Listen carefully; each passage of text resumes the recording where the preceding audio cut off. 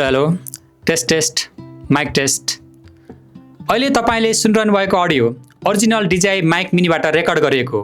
यो माइक DJIले नोभेम्बर 2024मा लन्च गरेको र अगस्त 2025मा DJIले माइक 3 लन्च गर्यो र यो भिडियो तयार हुँदै गर्दा DJIले माइक मिनी 2 सार्वजनिक गरिसकेको छ र अब माइक मिनी 2S को चर्चा समेत सुरु भइसकेको छ। अब प्रश्न उठ्छ, जब ओरिजिनल DJI माइक मिनीको अडियो आज पनि यति राम्रो छ भने DJIले आखिर माइक मिनी 2 मा के नयाँ फिचर्स लिएर आए त? के यो साँच्चै एउटा मिनिङफुल अपग्रेड हो कि केवल नयाँ लुक, नयाँ कलर र मार्केटिङ गिमिक मात्र? किनकि धेरैजसो क्रिएटर्सहरूको लागि एउटा राम्रो वायरलेस माइक केवल ग्याजेट मात्र होइन, त्यो कन्टेन्ट क्वालिटी नै बदल्ने टुल हो।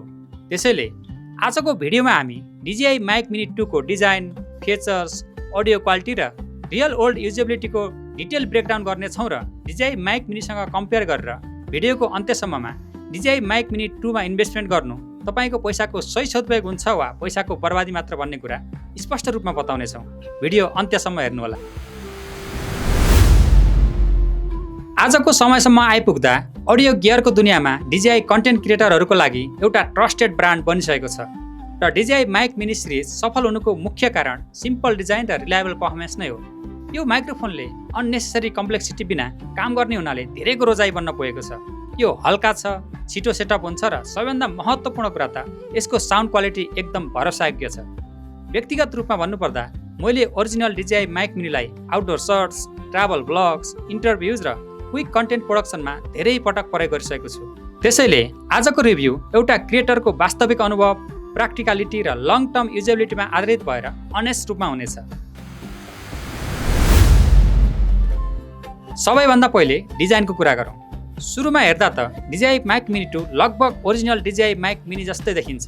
उही कम्प्याक्ट बडी, उही लाइटवेट फिल र उस्तै मिनिमलिस्टिक डिजाइन ल्याङ्ग्वेज र वास्तवमा यो यसको मुख्य स्ट्रेन्थ हो। किनकि माइक मिनी सिरिजको सबैभन्दा ठुलो एडभान्टेज नै यसको पोर्टेबिलिटी हो। सर्टमा लगाउँदा यो भारी महसुस हुँदैन, लामो रेकर्डिङ गर्दा अनकम्फर्टेबल लाग्दैन र क्यामेरामा देखिँदा पनि धेरै डिस्ट्र्याक्टिङ देखिँदैन। तर यसपटक DJIले एउटा भिजुअल्ली इन्ट्रेस्टिङ फिचर थपेको छ, इन्टरचेन्जेबल म्याग्नेटिक फ्रन्ट कभर्स, जसले गर्दा ट्रान्समिटरको फ्रन्ट कभरलाई ब्ल्याक, व्हाइट वा मजेन्टा जस्ता कलर्समा कस्टमाइज गर्न सकिन्छ। साथै रिमुभेबल म्याग्नेटिक क्लिपले माउन्टिङलाई अझ फ्लेक्सिबल बनाएको छ। लाइफस्टाइल क्रिएटर्स, ब्लगर्स र एस्थेटिक फोकस क्रिएटर्सका लागि यो फिचर्स आकर्षक लाग्न सक्छ। तर प्र्याक्टिकल्ली हेर्दा यो नाइस इम्प्रुभमेन्ट त हो, तर गेम चेन्जिङ अपग्रेड भने होइन। अब सबैभन्दा महत्त्वपूर्ण पार्ट अडियो क्वालिटीको कुरा गरौँ। किनकि अन्ततः माइक्रोफोन किन्नुको मुख्य कारण नै साउन्ड क्वालिटी हो।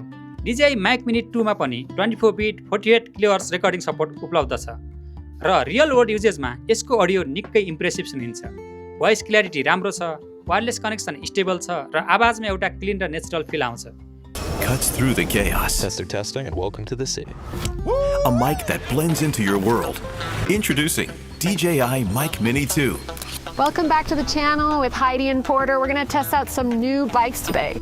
विशेष गरी YouTube videos, interviews, travel blogs, reels वा पोडकास्ट जस्ता कन्टेन्ट क्रिएटरका लागि यो माइक निकै रिलायबल देखिन्छ। तपाईँले अहिले यो भिडियोमा सुनिरहनु भएको अडियो पनि ओरिजिनल DJI माइक मिनीबाटै रेकर्ड गरिएको। त्यसैले यदि तपाईँसँग पहिलो संस्करण छ भने अडियो क्वालिटीको हिसाबले तपाईँ अझै पनि आउटडेटेड हुनुहुन्न र यही ठाउँमा धेरै क्रिएटर्सहरूले एउटा रियालिटी बुझ्नुपर्छ। माइक मिनी 2 को अपग्रेड अडियो रिभोल्युसन भन्दा पनि रिफाइनमेन्टमा बढी केन्द्रित छ। अब कुरा गरौँ DJIले सबैभन्दा धेरै हाइलाइट गरेको फिचर्सको, भोइस टोन प्रिसेट्स। यसमा 3वटा मोड्स उपलब्ध छन्, स्ट्यान्डर्ड, रिच र ब्राइट। स्ट्यान्डर्डले नेचुरल साउन्ड दिन्छ, रिच मोडले आवाजलाई फुलर बनाउँछ र ब्राइटले क्ल्यारिटी बढाउँछ। 3 voice tone presets. We got an easy spin up today. At least that's the plan, right? Your words stay vivid. Even the pigeons are in a rush. सुन्दा त features निकै exciting लाग्छ र honestly भन्नुपर्दा practical युजेजमा difference धेरै dramatic छैन। Headphone बिना सुन्दा त धेरै जसो युजरलाई यो फरक महसुस नहुन सक्छ।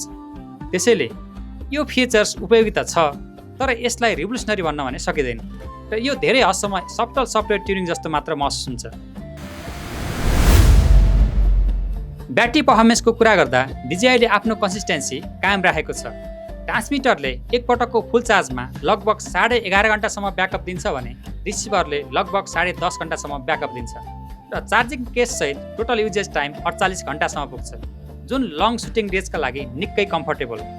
रेन्जको कुरा गर्दा स्ट्यान्डर्ड रिसिभरसँग 400 मिटर र मोबाइल रिसिभरसँग 300 मिटरसम्मको रेन्ज क्लेम गरिएको छ।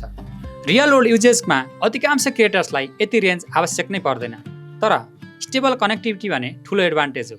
साथै DJI-का माइकले ओस्मो अडियो इकोसिस्टम सपोर्ट गर्ने भएकोले DJI-का क्यामेराहरूमा रिसिभर बिना नै डाइरेक्ट कनेक्सन गर्न सकिन्छ। यसले वर्कफ्लोलाई अझ फास्ट र कन्भिनियन्ट बनाउँछ। DJI-ले माइक मिनी 2 लाई विभिन्न बन्डल अप्सनमा बजारमा ल्याएको छ, जसले गर्दा धेरै क्रिएटर्सहरू कुन भर्जन लिनु उपयुक्त हुन्छ भनेर कन्फ्युज हुन सक्छन्। पहिलो बन्डल अप्सन छ फुल कम्प्लिट किट। यसमा 2वटा ट्रान्समिटर, क्यामेरा, रिसिभर र चार्जिङ केस आउँछ, जुन माइक मिनीको ओरिजिनल भर्जनमा आउने सेटअप जस्तै हो। यो बन्डल इन्टरभ्युज, युट्युब प्रोडक्सन र प्रोफेसनल क्यामेराको वर्कफ्लोका लागि बेस्ट प्याकेज हो। दोस्रो छ ड्युअल ट्रान्समिटर मोबाइल किट। यसमा 2वटा ट्रान्समिटर, मोबाइल रिसिभर र चार्जिङ केस आउँछ। यदि तपाईँ स्मार्टफोन बेस्ड क्रिएटर हुनुहुन्छ भने यो निकै प्र्याक्टिकल अप्सन हो।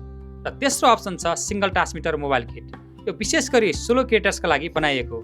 यदि तपाईँ blogs, reels, talking head videos वा डेली कन्टेन्ट बनाउनुहुन्छ भने यो सेटअप बजेट फ्रेन्डली र सफिसियन्ट हुनसक्छ।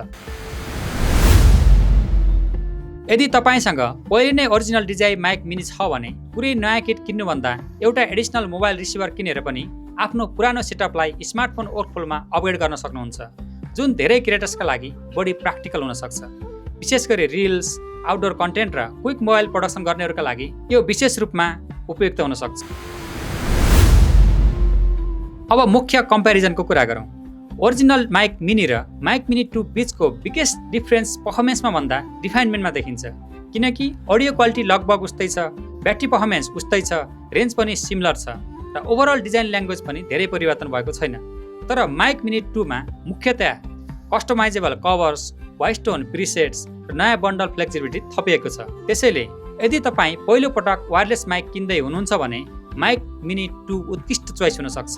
तर यदि तपाईँसँग ओरिजिनल माइक मिनी पहिले नै छ भने अपग्रेड एक्सपिरियन्स त्यति ड्रामेटिक महसुस नहुन सक्छ। एउटा इन्ट्रेस्टिङ ट्विस्ट, DJI-ले माइक मिनी 2S छिट्टै नै लन्च गर्दैछ र लिक तथा अर्ली इन्फर्मेसन अनुसार यसमा DJI माइक 3 जस्तै internal recording, simultaneous 4 transmitter support जस्ता ठुला अपग्रेड आउन सक्छन्। यदि त्यो सत्य भयो भने त्यो ओरिजिनल युजर्सका लागि धेरै मिनिङफुल अपग्रेड हुन सक्छ। त्यसैले यदि तपाईँ पहिलेकै सेटअपसँग सन्तुष्ट हुनुहुन्छ भने सायद माइक मिनी 2 मा हतार गर्नुभन्दा फ्युचर भर्जन वेट गर्नु स्मार्टर डिसिजन हुन सक्छ। समग्रमा भन्नुपर्दा DJI माइक मिनी 2 एउटा पोलिस र रिलायबल वायरलेस माइक्रोफोन हो। विशेष गरी new creators, bloggers, mobile filmmakers र लाइट वेट वर्कफ्लो चाहने युजर्सका लागि यो निकै स्ट्रङ अप्सन बन्न सक्छ। यसको कम्प्याक्ट डिजाइन, इजिली युजेबिलिटी र डिपेन्डेबल अडियो क्वालिटीले यसलाई बजेट वायरलेस माइक्रोफोन सेगमेन्टमा बलियो प्रतिस्पर्धी बनाएको छ। तर यदि तपाईँ पहिले नै ओरिजिनल DJI माइक मिनी प्रयोग गर्दै हुनुहुन्छ भने यो अपग्रेड नेसेसरी भन्दा रिफाइनमेन्ट बढी हो। र पर्सनल्ली भन्नुपर्दा यदि तपाईँ फ्युचर फोकस क्रिएटर हुनुहुन्छ भने माइक मिनी 2S वेट गर्नु अझ वर्थवाइल हुन सक्छ। यो रिभ्यू हेरिसकेपछि तपाईँलाई DJI mic mini 2 meaningful upgrade लाग्यो वा ओरिजिनल भर्जन नै पर्याप्त छ? तपाईँको विचार कमेन्टमा अवश्य सेयर गर्नुहोला र भिडियो उपयोग लाग्यो भने लाइक, सेयर र सब्स्क्राइब गर्न नबिर्सनुहोला। अर्को भिडियोमा फेरि भेटौँला। तपाईँको दिन शुभ रहोस्। नमस्ते।